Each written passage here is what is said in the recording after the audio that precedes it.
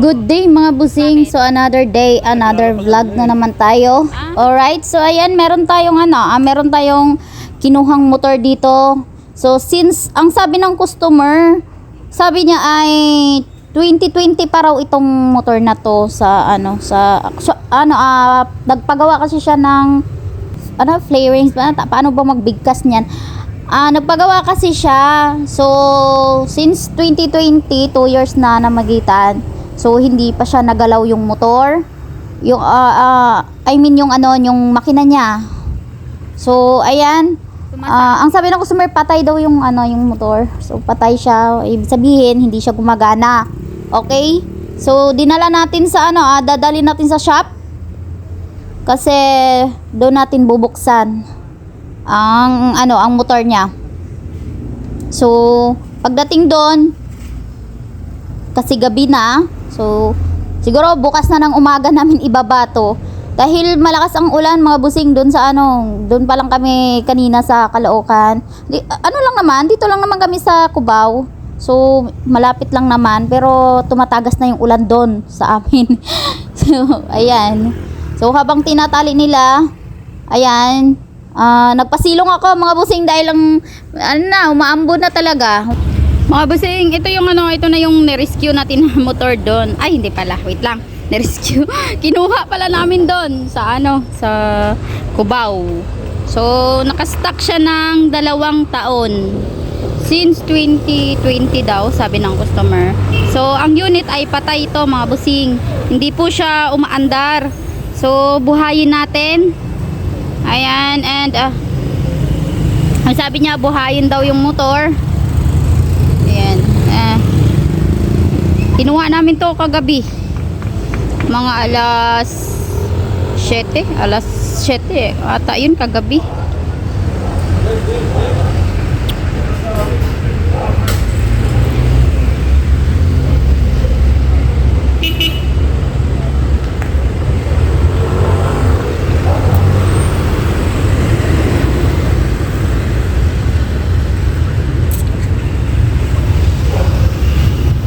Bismillah.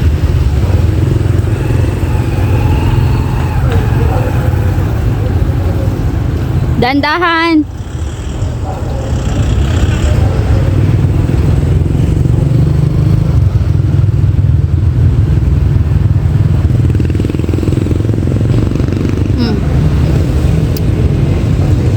Yung talaga, yung nabili naming alloy ramp, sumasayad talaga siya. Ay, sumasayad. Oh, ginoo ko. Kinakabahan man ako. Okay, so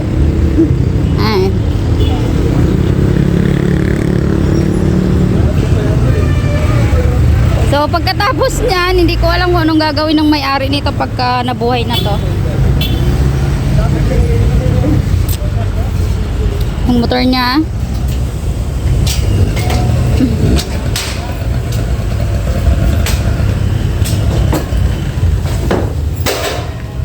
So ayan yung yung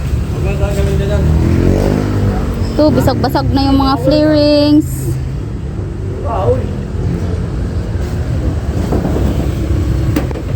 Ito na to. Ba't natanggal yan?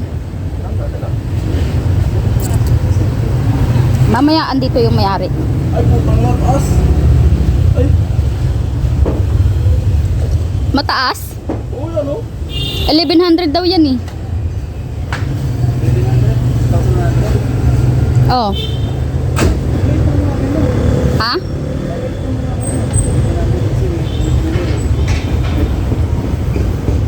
Hindi na mataas speed niya. 320. Center. May center stand pa yan. Sa lahat ng sports na tatang meron. Sa lahat ng sports, ito yung meron. May center stand. Oh, di ba? No need pa, duck stand na siya. Ba't yun naman sa sports yan? Pero mataas pa rin. Taas niya, no? Center. Mataas siya. May benta daw yun eh. So ito ay pagkatapos mga bossing, bibenta daw to ng may-ari. Hindi naman, actually hindi naman po mahilig daw siya mag big bike. So nadali lang din siya ng barkada niya ata. Kung maya babalik yung may-ari.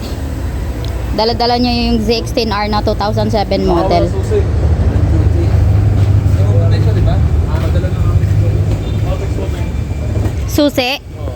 Okay, check natin.